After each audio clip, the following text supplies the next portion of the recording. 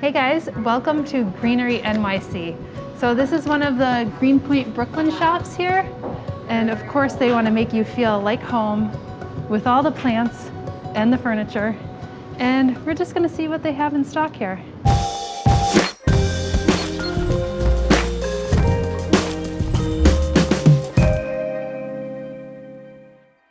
You got a nice ficus right here.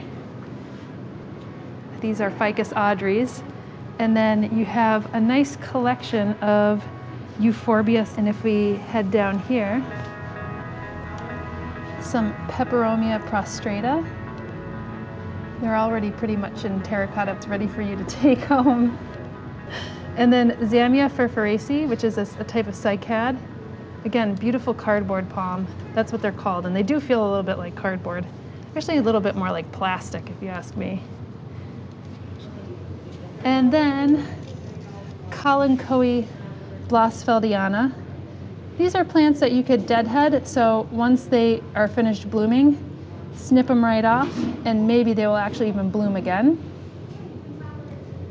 I see some beautiful aloe hybrids here. So I think this one's called Pink Blush. See that? And it has all these different rosettes coming off of it.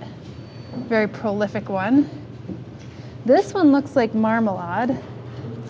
We'll see if that's what it is, if it even has a name. Yes, this is aloe marmalade right here.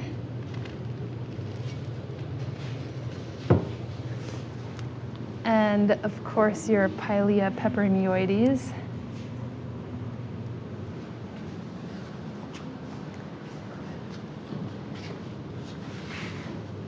Saxifraga stolonifera.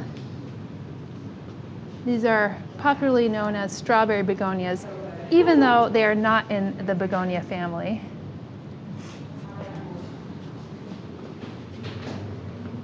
And I've really grown to love these plants. They're called pickle plants.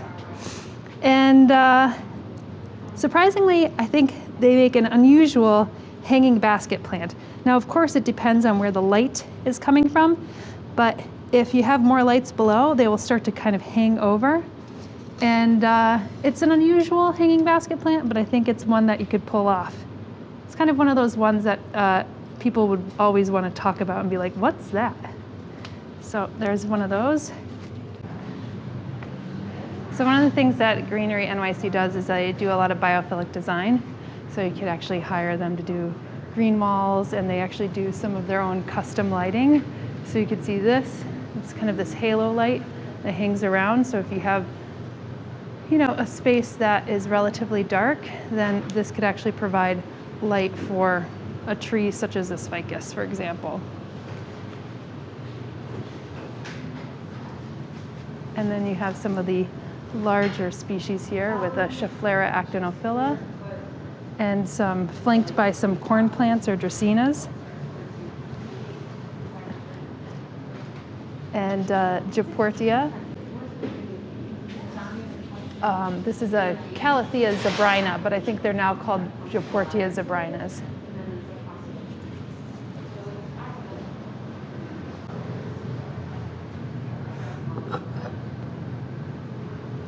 I'm really into interesting ceramics. Look at this one. It's pretty cool, right? I think this is up your alley with all the geometric shapes. Oh, totally. Yeah. So you have some of these really interesting planters. So if you have like a little bit more of a kind of a modern look in your home, it's not my home, but if you have a more modern look, you could get some kind of interesting shapes. And I think that's where you could actually make a statement. So it's not just with the plant, it's the ceramic that you pair it in. You could go with pinstripes if you want. And you know, they have something like the Tenanthe that's paired in here, so you get some stripes on stripes. Out of all the prayer plants in the Marantaceae, I think some of the Tenanthes are the easiest to manage. And they are a bit thicker leaved than, say, some of the Marantas or the Calatheas. So if I had to pick which one would be the least temperamental, then I would say a Tenanthe. Second least temperamental, I would say, is Amaranta. And then when you start getting into the really temperamental ones, I would say Calathea / Japortia. This is an orbifolia, and you can see there's already some, browning here that they had to trim off. It really is a plant that wants to be in a humid environment and keep moisture, but not so much moisture that it invites any type of root rot, which is a really hard medium in order to be able to hit just right. Popular plant from the moment, Philodendron Birkin. Anything that you have like these stripes on, polka dots, different color variations, a color underneath the bottom, all these things are quite interesting. Because when we think of plants, we think of just like a green chlorophyllous plant. But plants come in all sorts of different colors, and it's not just always in flowers or berries. It could actually also be in foliage as well. Case in point, one of these really striking Dracaenas. I have one of these in my green wall, and I really love that shock of red color, as well as in the Aglaonema, as you can see here. And speaking of colorful plants, since we're on that topic, here's this Stramanthe Triostar. This is also in the Maranthaceae family. And it has these hues of pinks and whites and greens, and on the undersides, this like beautiful fuchsia and burgundy colors. And they have some succulents, Kalanchoe beharensis.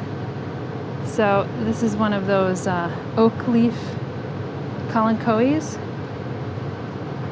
The cultivar name of this one is called Maltese Cross. And I like how they have this color pattern. So you have like kind of the creams and the whites.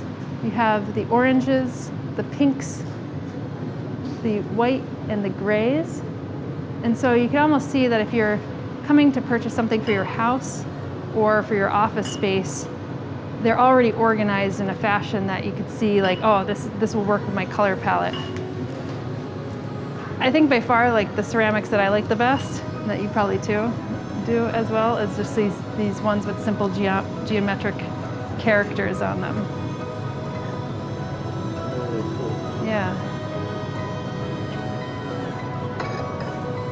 So that's basically Greenery NYC here in Greenpoint, Brooklyn. If you ever want to stop by, just tap on the door and come see what they have in store.